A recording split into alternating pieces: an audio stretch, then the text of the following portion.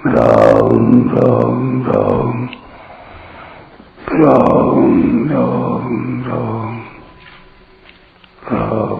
राम राम नारायण नारायण। संबंध। पूर्व श्लोक में भगवान ने ये भजन्ति तु माम भक्त्या पदों से भक्ति पूर्वक अपना भजन करने की बात कही। अब आगे के 30वें श्लोक में भजन करने वालों का विवेचन आरंभ करते हैं। अपि चेत् सुदुराचारो भजते मामनन्यभाक् साधुरेव समन्तव्य सम्यक् व्यवसितो हि सः। अगर कोई दुराचारी से दुराचारी भी अनन्य भाव से मेरा भजन करता है तो उसको साधु ही मानना चाहिए, कारण कि उसने निश्चय बहुत अच्छी तरह कर लिया है। व्याख्या। कोई करोड़पति या अरबपति यह बात कह दे कि मेरे पास जो कोई आएगा उसको मैं 1 लाख रुपए दूंगा, तो उसके इस वचन की परीक्षा तब होगी जब उससे सर्वथा ही विरुद्ध चलने वाला, उसके साथ वैर रखने वाला, उसका अनिष्ट करने वाला भी आकर उससे 1 लाख रुपए मांगे और वह उसको दे दे। इससे सबको यह विश्वास हो जाएगा कि यह जो मांगे उसको दे देता है। इसी भाव को लेकर भगवान सबसे पहले दुराचारी का नाम लेते हैं। अपि चेत 7वें अध्याय में आया है कि जो पापी होते हैं वे मेरे शरण नहीं होते, और यहाँ कहा है कि दुराचारी से दुराचारी भी अनन्य भाव से मेरा भजन करता है। इन दोनों बातों में आपस में विरोध प्रतीत होता है। इस विरोध को दूर करने के लिए ही यहाँ अपि और चेत ये 2 पद दिए हैं। तात्पर्य है कि 7वें अध्याय में दुष्कृति मनुष्य मेरे शरण नहीं होते, ऐसा कहकर उनके स्वभाव का वर्णन किया है। परंतु वे भी किसी कारण से मेरे भजन में लगना चाहें तो लग सकते हैं। मेरी तरफ से किसी को कोई मना नहीं है, क्योंकि किसी भी प्राणी के प्रति मेरा द्वेष नहीं है। ये भाव प्रकट करने के लिए ही यहाँ अपि और चेत पदों का प्रयोग किया है। कोटि विप्र बद लागहि जाहु, आये शरण तजऊ नहीं ताहु। सन्मुख होई जीव मोहि जबहि, जन्म कोटि अघनासहि तबहि। सुदुराचारो भजते माम अनन्य भाक्।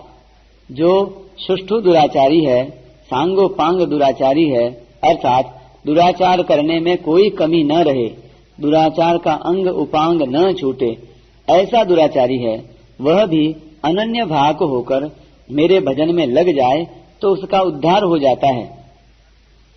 यहाँ भजते क्रिया वर्तमान की है, जिसका करता है सांगो पांग दुराचारी। इसका तात्पर्य हुआ कि पहले भी उसके दुराचार बनते आए हैं और अभी वर्तमान में वह अनन्य भाव से भजन करता है, तो भी उसके द्वारा दुराचार सर्वथा नहीं छूटे हैं। अर्थात कभी कभी किसी परिस्थिति में आकर पूर्व संस्कारवश उसके द्वारा पाप क्रिया हो सकती है।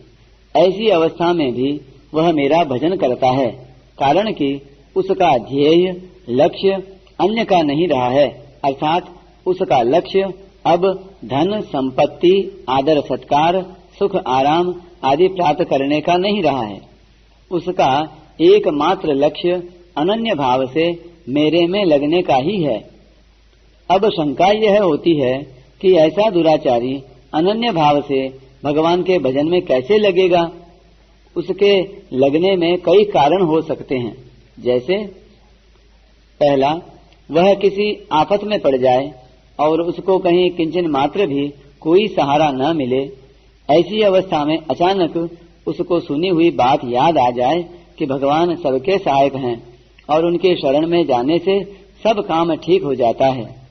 दूसरा, वह कभी किसी ऐसे वायुमंडल में चला जाए जहाँ बड़े बड़े अच्छे संत महापुरुष हुए हैं और वर्तमान में भी हैं, तो उनके प्रभाव से भगवान में रुचि पैदा हो जाए। तीसरा, वाल्मीकि अजामिल सदन कसाई आदि पापी भी भगवान के भक्त बन चुके हैं। और भजन के प्रभाव से उनमें विलक्षणता आई है।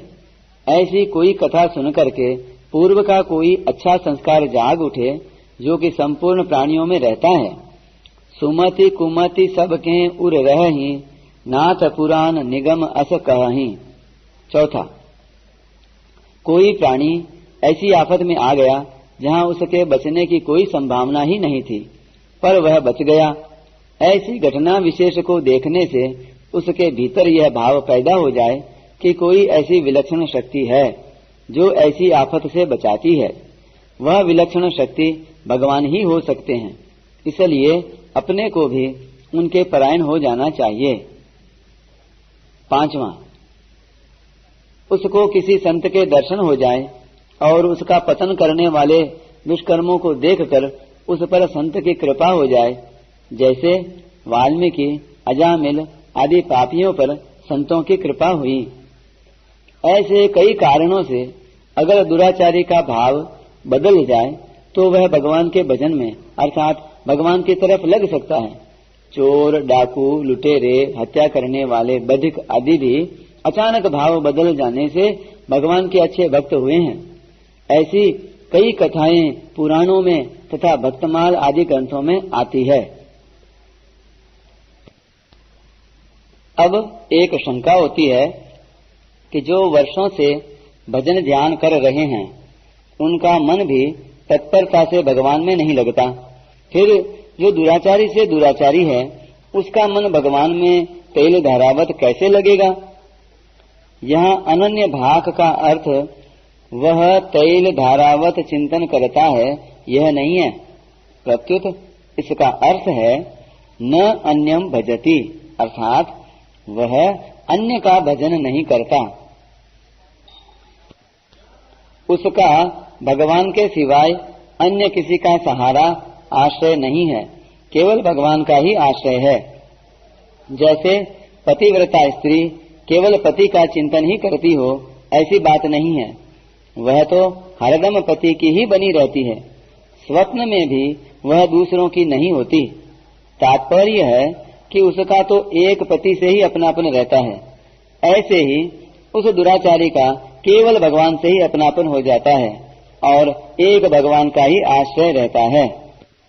अनन्य भाग होने में खास बात है मैं भगवान का हूँ और भगवान मेरे हैं। इस प्रकार अपनी अहंता को बदल देना। अहंता परिवर्तन से जितनी जल्दी शुद्धि आती है, जप, तप, यज्ञ, दान आदि क्रियाओं से उतनी जल्दी शुद्धि नहीं आती। इस अहंता के परिवर्तन के विषय में 3 बातें हैं। पहली बात, अहंता को मिटाना। ज्ञान योग से अहंता मिट जाती है। जिस प्रकाश में अहम यानी मैंपन का भान होता है, वह प्रकाश मेरा स्वरूप है और एक देशीय रूप में प्रतीत होने वाला अहम मेरा स्वरूप नहीं है। कारण यह है कि अहम दृश्य होता है और जो दृश्य होता है वह अपना स्वरूप नहीं होता। इस प्रकार दोनों का विभाजन करके अपने ज्ञप्ति मात्र स्वरूप में स्थित होने से अहंता मिट जाती है। दूसरी बात, अहंता को शुद्ध करना। कर्मयोग से अहंता शुद्ध हो जाती है।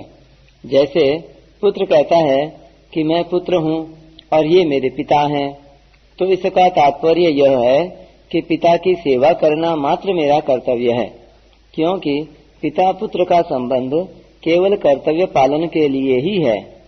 पिता मेरे को पुत्र न माने, मेरे को दुख दें, मेरा अहित करें, तो भी मेरे को उनकी सेवा करनी है, उनको सुख पहुंचाना है। ऐसे ही माता, भाई, भौजाई, स्त्री, पुत्र, परिवार के प्रति भी मेरे को केवल अपने कर्तव्य का ही पालन करना है। उनके कर्तव्य की तरफ मेरे को देखना ही नहीं है कि वे मेरे प्रति क्या करते हैं, दुनिया के प्रति क्या करते हैं। उनके कर्तव्य को देखना मेरा कर्तव्य नहीं है, क्योंकि दूसरों के कर्तव्य को देखने वाला अपने कर्तव्य से च्युत हो जाता है। अतः उनका तो मेरे पर पूरा अधिकार है, पर वे मेरे अनुकूल चलें ऐसा मेरा किसी पर भी अधिकार नहीं है। इस प्रकार दूसरों का कर्तव्य न देखकर केवल अपना कर्तव्य पालन करने से अहंता शुद्ध हो जाती है, कारण कि अपने सुख आराम की कामना होने से ही अहंता अशुद्ध होती है। तीसरी बात, अहंता का परिवर्तन करना। भक्ति योग से अहंता बदल जाती है।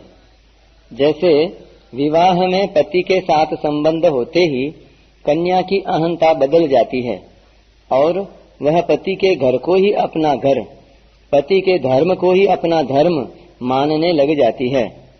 वह पतिव्रता अर्थात एक पति की ही हो जाती है, तो फिर वह माता पिता, सास ससुर आदि किसी की भी नहीं होती। इतना ही नहीं, वह अपने पुत्र और पुत्री की भी नहीं होती, क्योंकि जब वह सती होती है तब पुत्र पुत्री के माता पिता के स्नेह की भी परवाह नहीं करती। हाँ, वह पति के नाते सेवा सबकी कर देती है, पर उसकी अहंता केवल पति की ही हो जाती है। ऐसे ही मनुष्य की अहंता में मैं भगवान का हूँ और भगवान मेरे हैं, इस प्रकार भगवान के साथ हो जाती है, तो उसकी अहंता बदल जाती है। इस अहंता के बदलने को ही यहाँ अनन्य भाग कहा है। साधुरेव स मंतव्यः। अब यहाँ एक प्रश्न होता है कि वह पहले भी दुराचारी रहा है और वर्तमान में भी उसके आचरण सर्वथा शुद्ध नहीं हुए हैं, तो दुराचारों को लेकर उसको दुराचारी मानना चाहिए या अनन्य भाव को लेकर साधु ही मानना चाहिए? तो भगवान कहते हैं कि उसको तो साधु ही मानना चाहिए। यहाँ मंतव्य मानना चाहिए विधि वचन है, अर्थात यह भगवान की विशेष आज्ञा है।